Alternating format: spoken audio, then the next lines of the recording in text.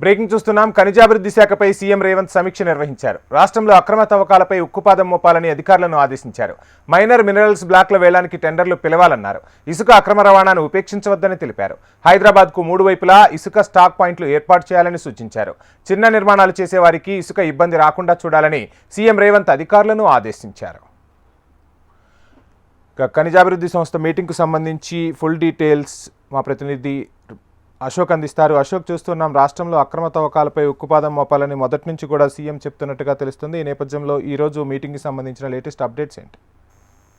మనం చూస్తున్నాం వేళ మధ్యాహ్నం నుంచి కూడా రాష్ట్ర ఖనిజాభివృద్ధికి సంబంధించినటువంటి శాఖపై సీఎం రేవంత్ రెడ్డి సమీక్ష సమావేశం నిర్వహించారు. ఈ సమీక్షలో ప్రధానంగా ఏదైతే నెల రోజుల నుంచి కూడా అబ్జర్వేషన్ పెట్టారు. ప్రధానంగా ఖనిజాభివృద్ధికి సంబంధించి మైనింగ్ కావచ్చు, ఇసుకకు సంబంధించిన విషయంలో అక్రమ రవాణా ఎంతవరకు జరిగింది, ఎట్లా జరుగుతుంది, దీనికి సంబంధించి అక్రమ రవాణాను నివారించడం ద్వారా ప్రభుత్వానికి వచ్చినటువంటి ఆదాయం ఎంత, వీటి అంశాలపైన కూడా ప్రధానంగా సీఎం రేవంత్ రెడ్డి సమీక్ష జరిపారు. ఇందులో ప్రధానంగా ప్రభుత్వ పనులకు సంబంధించి టీజీఎండీసీ నుంచి ఇసుక సరఫరా చేయాలని చెప్పేసి నిర్ణయించారు. అలాగే మైనర్ మినరల్స్ సంబంధించి బ్లాక్ల వేలానికి కూడా టెండర్లు పిలవాలని చెప్పేసి ఆదేశించారు. మరోవైపు ప్రధానంగా హైదరాబాద్ తో పాటు ఇతర ప్రాంతాల్లో ఇసుక అవసరాలంటే టీజీఎండీసీ ద్వారానే ఇవ్వాలని నిర్ణయం చేశారు. ప్రభుత్వ అవసరాలకు సంబంధించి కూడా టీజీఎండీసీ నుంచే ఇసుక సరఫరా చేయాలని నిర్ణయించారు. మరోవైపు మనం చూస్తున్న హైదరాబాద్ ప్రధాన నగరానికి సంబంధించి ఇసుక అవసరాలు చాలా చోట్ల ఉంటాయి. తక్కువ మోతాదులో అవసరం ఉన్న వారికి కూడా ఇసుక అందుబాటులో తీసుకొచ్చే విధంగా 3 వైపులా కూడా హైదరాబాద్ కు వచ్చేటువంటి ఇసుకకు సంబంధించి ఇటు విజయవాడ రోడ్ కావచ్చు, ఇటు వరంగల్ నుంచి వచ్చే మార్గం కావచ్చు, అటు కరీంనగర్ నిజామాబాద్ నుంచి వచ్చే మార్గంలో కూడా స్టాక్ పాయింట్లు ఏర్పాటు చేసి ఇసుకను అందుబాటులో తీసుకురావాలని చెప్పేసి సీఎం రేవంత్ రెడ్డి ఆదేశించిన పరిస్థితి చూస్తున్నాం మనం.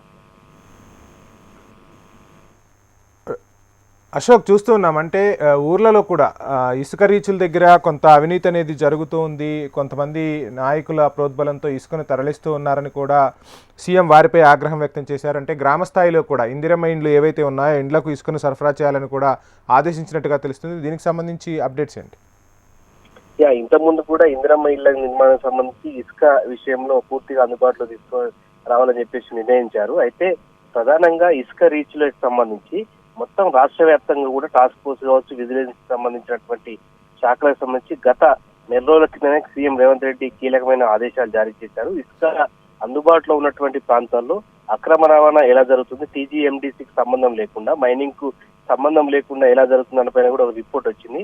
ఆ రిపోర్టు ఆధారంగానే ప్రస్తుతం సీఎం రేవంత్ రెడ్డి వాళ్ళ సమీక్ష జరిపారు. సో ఆ రిపోర్ట్ ఆధారంగానే టీజీఎండీసీకి పూర్తిగా ఇసుక రవాణాకు సంబంధించి, ఇసుక అయితే అమ్మకానికి సంబంధించి కావచ్చు, డీడీల రూపంలో తీసుకున్నటువంటి దానికి సంబంధించి ఆదేశాలు ఇచ్చారు. అలాగే హైదరాబాద్ కు సంబంధించి మొత్తం రాష్ట్ర వ్యాప్తంగా ఎక్కడెక్కడి నుంచి కూడా అక్రమంగా ఇసుక వస్తుంది, దాన్ని అడ్డుకట్ట వేసి పూర్తిగా ప్రజలకి ఇసుక నాణ్యమైనటువంటి ఇసుకని తక్కువ ధరలో అందించే విధంగా స్టాక్ పాయింట్లను ఏర్పాటు చేయాలన్నటువంటి నిర్ణయంతో ప్రస్తుతం అయితే ఇసుకకు సంబంధించి క్లియర్ గా ఒక విధి విధానాలను అయితే సీఎం రేవంత్ రెడ్డి అలా అధికారులకు సంబంధించి ఆదేశించిన పరిస్థితి చూస్తున్నాం. Thank you Ashok.